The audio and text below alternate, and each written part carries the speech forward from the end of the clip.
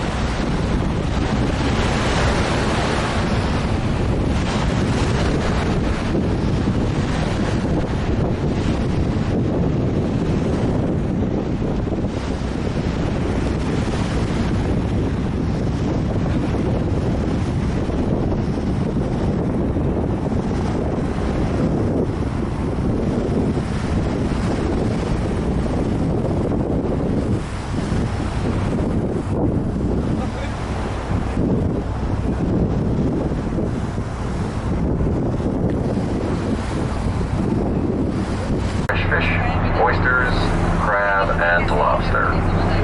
Sailors coming off long voyages at sea stepped ashore here looking for a good meal and a drink. The area quickly developed into a busy neighborhood of shops, restaurants, hotels, and taverns. Many of the original buildings have been restored, and the neighborhood is now considered a historic district. The South Street Seaport Museum chronicles the history of the area. Some examples of the historic ships that used to work in these waters are berthed with much fanfare 17 years later in 1883. Upon its opening, the bridge was considered an engineering marvel, as it was the tallest structure in New York City and the third tallest in the world behind the Washington Monument and the Great Pyramid of Giza. The towers supporting the cables are built of limestone, granite, and cement, and the cables attaching the towers to the deck are steel. The Brooklyn Bridge was the first bridge in the world to use steel cables for support. While the structure itself is remarkable, the impact it had on the harbor was even greater. Before the bridge was constructed, Brooklyn and New York were separate cities and were only connected by ferries.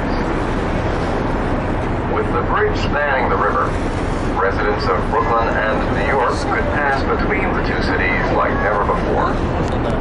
In 1898, New York, Brooklyn, the Bronx, Queens, and Staten Island combined to become the city of New York, a decision that seemed inevitable after the completion of the bridge. Today, walking the bridge's promenade is a popular way to experience the city.